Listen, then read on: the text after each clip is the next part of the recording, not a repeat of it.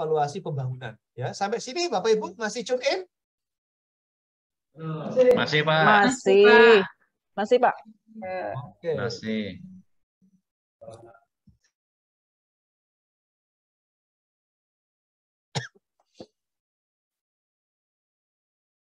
Yang pertama koridor waktu penyajian, ya. Pelaporan itu bisa disajikan berdasarkan koridor waktu, ya.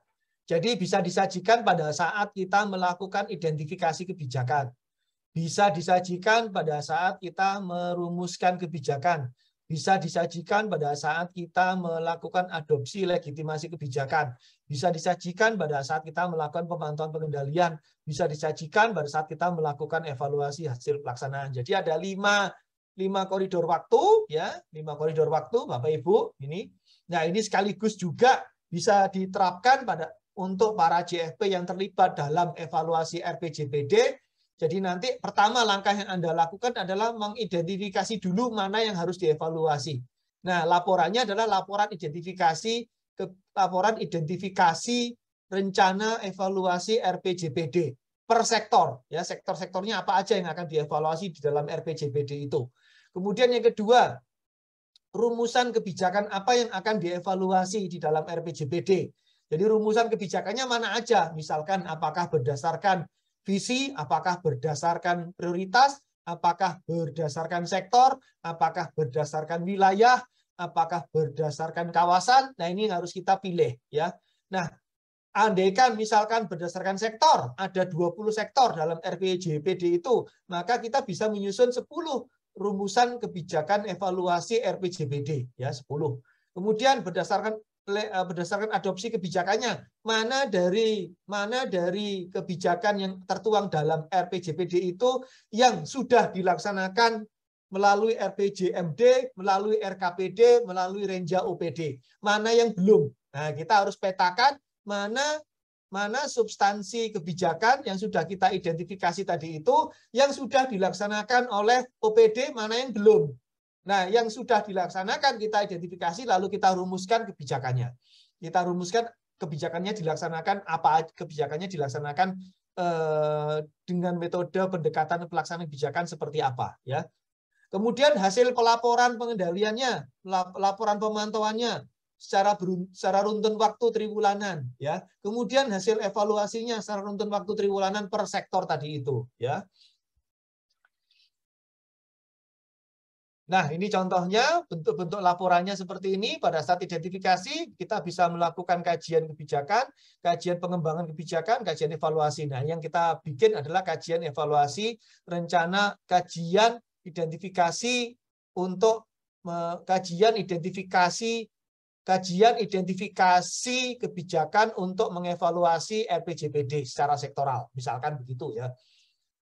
Oke, kemudian yang kedua adalah format penyajian laporan secara ringkas. Macam-macam contohnya, nanti kebutuhan laporan pengendalian pelaksanaan ini atau pemantauan ini yang disajikan secara runtun waktu, secara triwulanan, bisa kita minta untuk dibikin dalam satu lembar saja, seperti ini misalnya, ya. Seperti ini contohnya, satu lembar saja, ini contohnya untuk triwulan 3. Berarti nanti perlu untuk triwulan 1, 2, 3, 4 per sektor, gitu ya. Seperti ini contohnya, ya. Apa outline-nya? Outline-nya meliputi OPD mana? OPD 1, OPD kesehatan, OPD pendidikan, ada berapa OPD di Kota Cilegon? Misalkan 40, ada berapa kecamatan? Kecamatan kan treatment-nya juga sebagai OPD, misalkan ada 30, berarti ada 10 misalkan. Berarti 40 OPD dinas, 10 OPD kecamatan. Nanti ada 50 laporan triwulanan seperti ini, ya, kali 4, ya. Nah, kemudian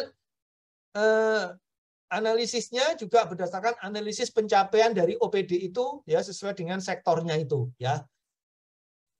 Kemudian laporan kedua adalah laporan proyek strategis.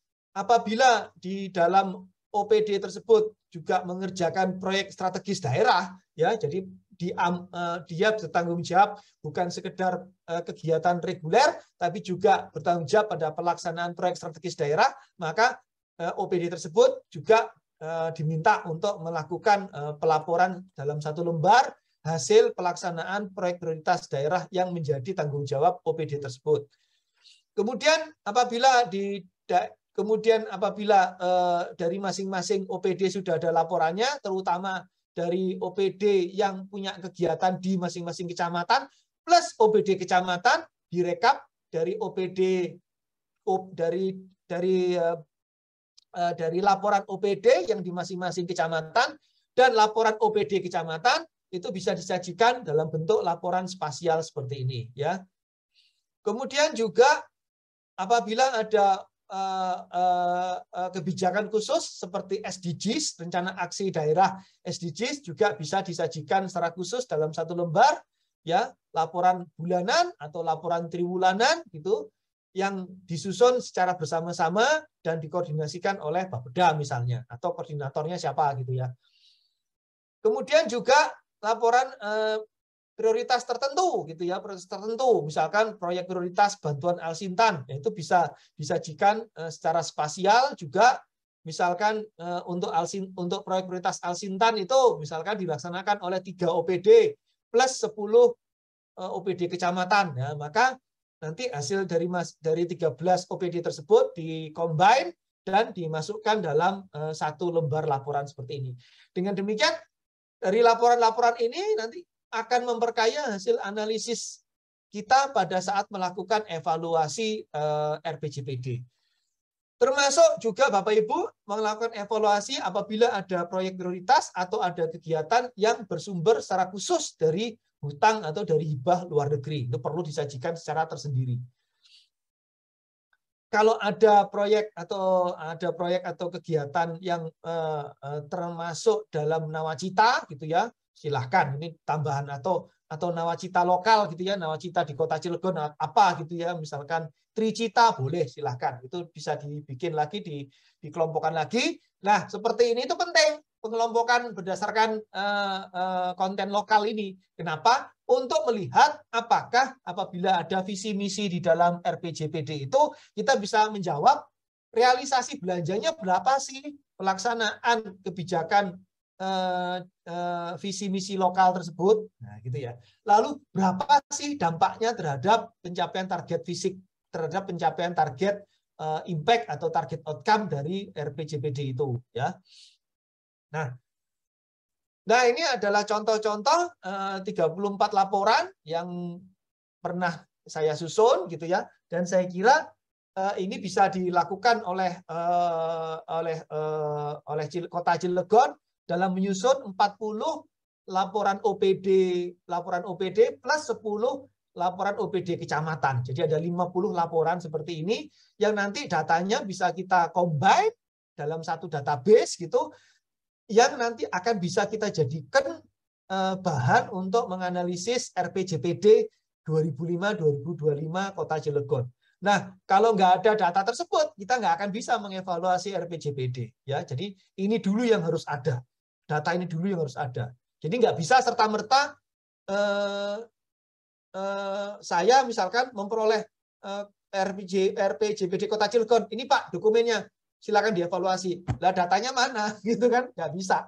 Ya ini harus dikumpulkan dulu datanya. Ya, ya teman-teman juga begitu. Siapapun di jajaran Kota Cilegon nggak bisa. Ini RPJPD Kota Cilegon. Udah silakan. Udah saya kasih semua ya.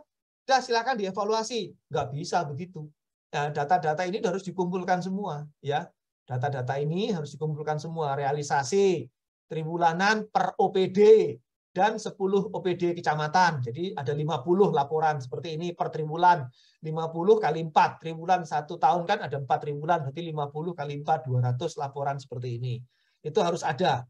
1 tahun, 200. Berarti kalau 2005 sampai 2022, berarti 17 tahun. 17 kali 200 seperti ini harus ada. Nanti dihimpun dalam database. Ya. Oke, itu format laporan ya. Ini laporan integrasi spasial sektoral spasial. Ini hanya bisa dilakukan apabila tadi Bapak Ibu sudah punya laporan OPD per kecamatan ya. Dan kecamatan itu sendiri sebagai OPD juga bikin laporan. Jadi kalau OPD sektoral punya kegiatan di masing-masing kecamatan nanti dikombin per kecamatan. Ya, kemudian OPD kecamatan mengcombine sektoral-sektoral yang ada di kecamatannya. Ya, nah itu. Ini kan bisa dilihat dari atas, bisa dilihat dari bawah. Dilihat dari atas OPD dalam kecamatan-kecamatan, dari bawah kecamatan-kecamatan berdasarkan sektoral-sektoral. Ya. Nah, baru bisa nanti dilihat seperti ini keterkaitannya dan dilakukan pengkajian secara spasial. Ya. Nah, kalau data secara kecamatan ada, maka nanti bisa dilakukan pengkajian dengan menggunakan teknik DIS atau regional planning analysis ini ya. DIS, tematik holistik integratif spasial ini. Berikutnya adalah format penyajian laporan komprehensif. Nah, ini contohnya Bapak Ibu. Ya, seperti ini laporan untuk setiap untuk setiap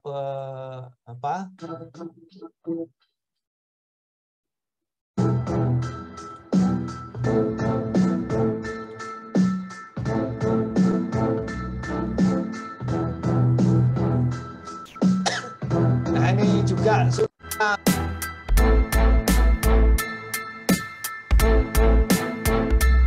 laporan penyajian per kecamatan, nanti bisa dibikin seperti ini. Karena saya berada di nasional, maka penyajiannya per provinsi. Ya. Per kecamatan bikin seperti ini. Supaya lengkap nanti hasil analisis RPJP.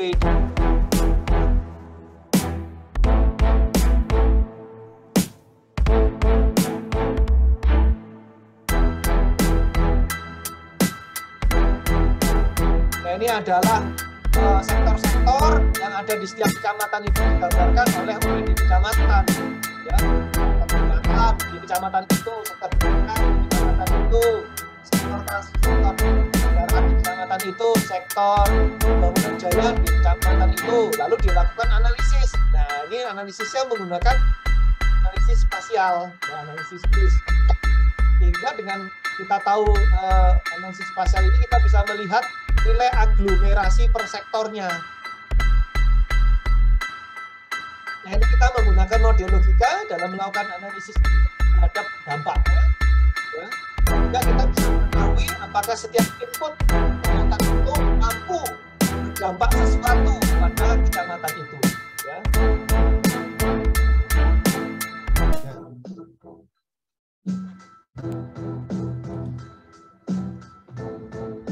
Nah, nanti silakan ini Bapak Ibu di materi saya ini ya, di materi saya itu Bapak Ibu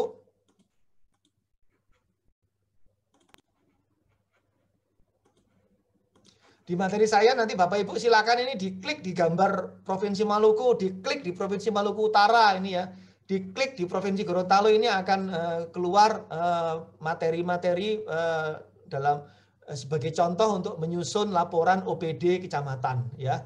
Jadi ini laporan penyajian laporan secara komprehensif itu disajikan menurut wilayah gitu ya. Ini. Nah, berikutnya nomor 7 yang ketujuh materi yang ketujuh Bapak Ibu adalah prosedur evaluasi pembangunan ya.